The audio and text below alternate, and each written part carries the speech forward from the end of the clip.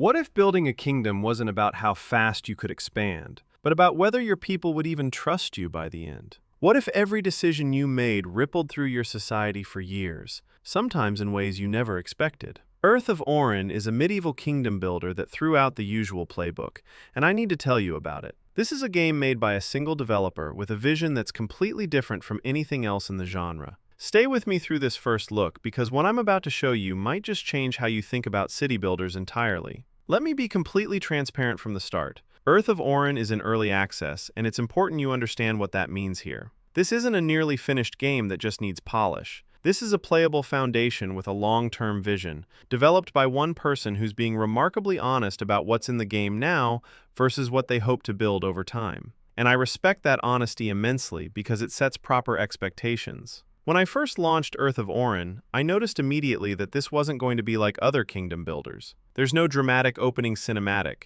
no tutorial holding your hand through building your first farm. You're presented with terrain, some basic tools, and the understanding that you're responsible for creating a functioning society from nothing. And that word, society, is really what sets this game apart. Most city builders are essentially elaborate resource management puzzles. You need wood, so you build a lumber camp. You need food, so you place some farms. The people living in your city are basically animated numbers that consume resources and produce output. Earth of Oryn fundamentally rejects that approach. Your population here isn't just a resource counter. These are people with needs, expectations, and most importantly, limits to what they'll tolerate from you as their ruler. The core gameplay revolves around planning settlements across varied terrain and managing production chains. But it's the underlying systems that make it fascinating. You're not just asking, can I build this? You're asking, should I build this? And what will it mean for my kingdom in 5 years? In 10 years? Because decisions in Earth of Oryn don't just have immediate effects.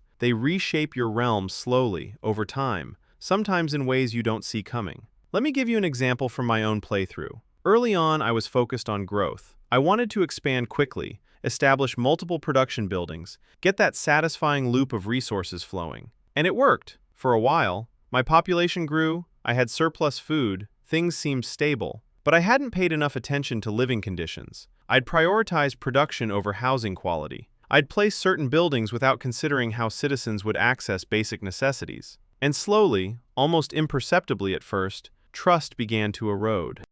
The game doesn't punish you with a sudden revolt or a game over screen.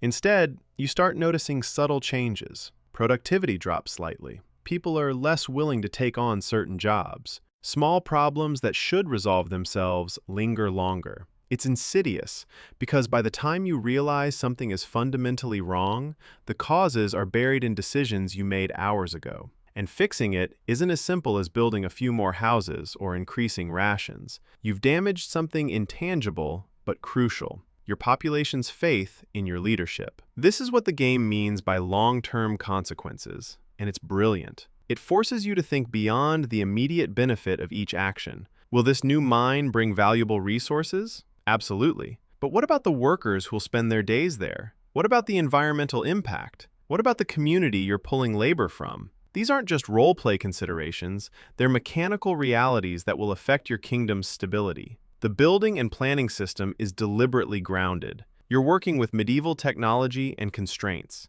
You can't just place a building anywhere you want and have it magically work. Terrain matters. Proximity to resources matters. How you lay out your settlement affects efficiency, but also quality of life. A badly planned village isn't just inefficient, it's harder to live in, and your people will feel that. Production chains have that satisfying complexity where you're managing multiple interdependent systems. You need grain, which requires farms, which need tools, which need iron, which needs mining, which needs workers, who need food, which brings you back to grain. But the game adds layers beyond simple resource flow. Workers have limits. Overwork them and productivity suffers. Ignore their needs and they become less cooperative. Everything is connected, and breaking one link weakens the entire chain. What strikes me most about Earth of Oryn is how it makes you feel the weight of rulership. In most strategy games, you're essentially playing God with perfect information and unlimited authority. Here, you're a ruler trying to hold a society together, and your authority is based on trust and competence.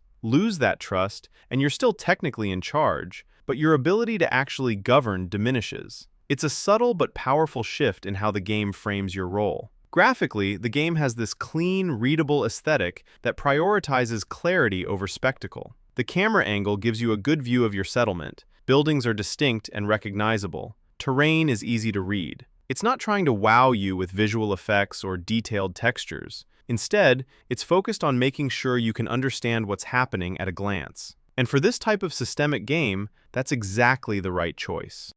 The color palette is muted and naturalistic. Lots of earth tones, greens, and grays. It gives the game a grounded, medieval atmosphere without being drab. Weather and lighting create a nice sense of time and place. Watching your settlement wake up as dawn breaks, seeing how different areas look under moonlight, these small visual touches add a lot to the atmosphere. The UI is functional and improving. As an early access game, some elements are still rough or unintuitive, but the core information is accessible. You can see your population's needs, track resource production, monitor stability indicators. It's not elegant yet, but it's clear enough that you can make informed decisions, which is what matters most. Now, let's address the elephant in the room. This is a single-player game. No co-op, no multiplayer. And given the nature of what Earth of Oryn is trying to do, that makes complete sense. This is a deeply personal experience about managing complex systems over long time periods. It's contemplative, strategic, sometimes slow. Adding multiplayer would fundamentally change what the game is, and probably not for the better. This is your kingdom, your decisions, your consequences to live with. The current early access version offers one biome and one civilization. That might sound limited, and it is, but there's more depth here than you might expect. The systems are robust enough that even within these constraints, you're getting hours of gameplay as you learn, experiment, fail, and try different approaches. The developer has been very clear about what's not in the game yet, and I appreciate that transparency. Looking at the roadmap and long-term vision, there are ambitious plans. Multiple biomes with different challenges and opportunities, advanced building options, military systems and sieges, political decision-making, religion and cultural systems, infrastructure like bridges and aqueducts. It's a massive scope for a solo developer, and the honest communication about what's planned versus what's guaranteed is refreshing. These are goals, not promises, and development will respond to both technical realities and player feedback. What's most interesting to me is the development philosophy. This isn't a developer trying to rush to full release. They're building systems slowly, making sure each one works and integrates properly before adding the next. They're prioritizing depth over breadth, refinement over feature count. In an industry obsessed with content quantity and rapid releases, this patient, methodical approach is almost radical. The audio design is subtle and atmospheric. There's no bombastic orchestral score, just gentle ambient music that creates mood without demanding attention. Environmental sounds are present but understated. The creak of cartwheels, distant voices, wind through trees. It's enough to make the world feel inhabited without being distracting. For a game where you might spend hours planning and building, this restraint is perfect. Performance has been solid in my experience. As an early access title developed by one person, I expected some rough edges, but the game runs smoothly. Frame rates are stable, loading is quick, I haven't encountered any major bugs or crashes. Obviously, this could vary by system, but the technical foundation seems sound. The lack of a tutorial might seem daunting, but there's actually something liberating about it. You're encouraged to experiment, to learn by doing, to figure things out through trial and error. Yes, you'll make mistakes. Your first kingdom probably won't last long, but each failure teaches you something about the systems, about what matters, about how to think long-term. And when things finally click, when you build a kingdom that's not just surviving, but actually thriving with a stable, content population, it feels earned in a way that guided experiences rarely achieve. I want to emphasize again that this is early access in the truest sense. If you're buying this game right now, you're buying potential and supporting development. You're getting a playable core with interesting ideas, but you're not getting a feature-complete experience. The developer has been very clear about this, and I'm reinforcing it because I think it's important to have proper expectations. That said, what's here is genuinely compelling if it's your kind of game. If you enjoy deep, systemic gameplay, if you like games that make you think about second and third order effects, if you appreciate when developers try something different rather than following the established formula, Earth of Oryn is worth paying attention to. Even in this early state, it's doing things I haven't seen other city builders attempt. The focus on society over simple resource management is what keeps pulling me back. I find myself thinking about my kingdom when I'm not playing, wondering if that decision I made will cause problems later, planning how to address the trust issues I'm seeing develop, trying to figure out how to balance expansion with stability. These aren't questions most city builders make you ask, and I love that this game forces them to the forefront. There's also something compelling about supporting a solo developer with a clear vision. You can see the care and thought that's gone into the systems that are here. You can see the long-term thinking and how features are being designed to interconnect. And you can see the honesty in how development is being communicated. In an industry full of overpromises and underdelivery, this approach feels refreshing. The game isn't perfect, and it won't be for a long time. Some systems need more depth, some interfaces need refinement. Content is limited. Certain features are just placeholders waiting for future development. But the foundation is solid, and the direction is clear. If you buy in now, you're essentially betting that this foundation will grow into something special, and you're willing to experience that growth alongside the developer. I think there's a specific type of player who will connect with Earth of Oryn. If you loved games like Banished or Foundation, if you're the kind of person who reads city builder wikis for fun, if you get satisfaction from optimizing complex systems, if you appreciate games that respect your intelligence and don't hold your hand, this is probably for you. If you want immediate gratification,